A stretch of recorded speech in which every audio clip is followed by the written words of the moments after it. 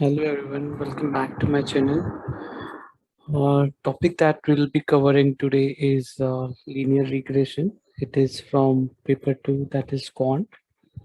The flow that I would prefer for explaining linear regression concept, I'll explain the general layman example, which will give you some insight of linear regression, and then later on we'll move to our core application, I would say, in finance.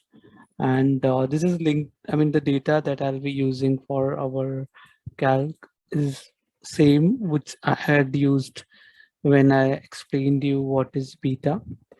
So let's start. And before I start, I would strongly recommend to you to subscribe to my channel and like and share with your peers if you like the content of the video, and watch till end. It will help you understand the concept thoroughly. So let's start. So basically the I would say, uh, before you understand any concept, understand the purpose of existence. So every concept that exists has some purpose. So the purpose of existence of linear regression is, you have some data. Say for example, I mean, to give you an example, you have got data for January 2021 till December 2021, wherein you have noted down the income of certain businessman, and based on his income, uh, he spends his monthly expenses. So these are the this because considering it is a businessman, there is a income which is variable, which is not consistent like a salaried person. So this is the income from the business, and based on the income, monthly income, businessman plans his monthly expenses. So usually the variable which varies independently is called independent variable, which is usually uh, taken as x, and variable which is dependent on the independent variable is called dependent variable, which in our case is spending, because your spending is function of your income. Because you whatever you spend will, to somewhere, it will depend on whatever you have earned. So this is dependent variable and your income is independent variable. So you have data for uh, January 2021 and December 2020. So if you see, these numbers are random. So I have used the random function, which usually gives you the any random generation number. So based on that, I have generated this number. So don't get surprised if you don't see any pattern in this data of X variable. So these are randomly generated in the Excel itself. And some fixed percentage of this income I have taken as spending. Say for example, 60% of uh, your income is spent, and rest 40% is saved or something like that. So if we plot this data, so basically, again, coming back to the purpose. So purpose of linear regression is, once you have got this data, you try to predict, you try to forecast what will be my spending if I have, say for example, if I uh, forecast that my income would be 1,000 in January 2022, then what would be my corresponding spending?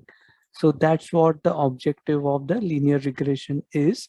So it gives you the prediction of dependent variable based on the past data that you have. There is some relation which is drawn in the graph, and based on this relation, you try to predict that what would be your future pattern for spending. So you give any x variable. Say for example, you predict that your income would be 2,000, then this model can give you what could be your expected spending for that particular month.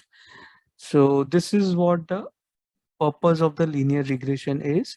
It helps you predicting, forecasting dependent variable based on the past data. So I have plotted this in the graph. So it usually, I mean, because it was generated from the random number, so it has given very smooth linear line whose equation is 0.6x. So that means your spending is 60% of your income. So you spend, say for example 100 is your income, you spend 60%. So if I know that my income in say March 2022 is going to be 2000 rupee dollar or 2000 units in general, then what could be my corresponding spending? So you have been given X variable. Based on this equation which this model has given you, you can calculate the Y variable, which is your spending. So you can expect 1200 rupees, $1200 spending in the March 2022. So basically this is a crux of concept linear regression. It helps you predicting the future pattern for dependent variable. So I'll just extend this concept now to our finance, which is basically a beta concept that we had discussed. So this data is till 4th February 2022 when I had made the video for beta.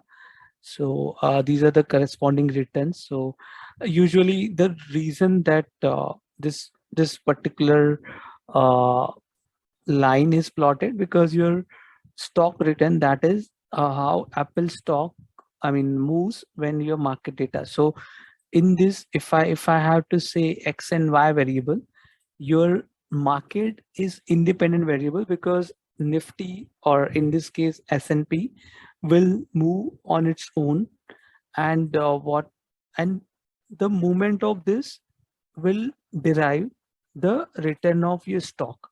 So your X variable is market return and Y variable is stock return. So when we plot this, we get this line, which earlier it was very smooth. So it was of form Y is equal to mx. So 0.6 is basically slope. People from engineering or maths background will understand it better. But this is a equation of line based on the data that we had for 5 years, till from 2017 till 2022. So this is the equation that we get. So if I have to predict now uh, stock returns based on the market return, so I can use this equation to predict what Apple stock will fetch if my market returns are currently, say for example 5%. So that will help you predicting the stock return of Apple.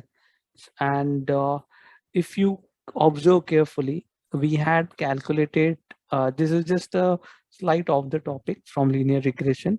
If you notice, we had calculated the beta using this formula in this yellow highlighted portion. So if you observe carefully, the coefficient of X is very near to what we had calculated. So basically beta is slope of this graph when you plot market return versus stock return. So it is 1.18.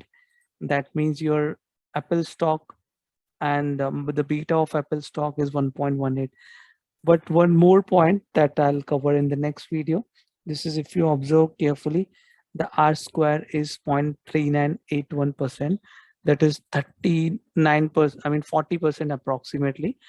Why this is happening, I mean, that I'll cover in the next video, that is R square, because this is a best fit line. This is called best fit line. All the points may not be on this line, but this is a line wherein the distance between line and all these data points are very less. That's why it is called best fit line. But because the data points are very scattered, the explanatory power of this line is little lower. It is 40%. Whereas in this case, if you see R square was 100, that means you're completely, your model is highly I mean, the predicting power of this model is very high. That I'll cover when I'll be covering the R square in the next video. So this is about the linear regression. You can predict stock return using a market return.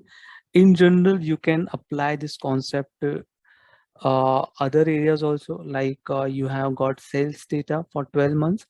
So plot this model, and based on this model, if you try to predict what your sales could be in 2 years down the line, 3 years down the line. But of course, these are the models.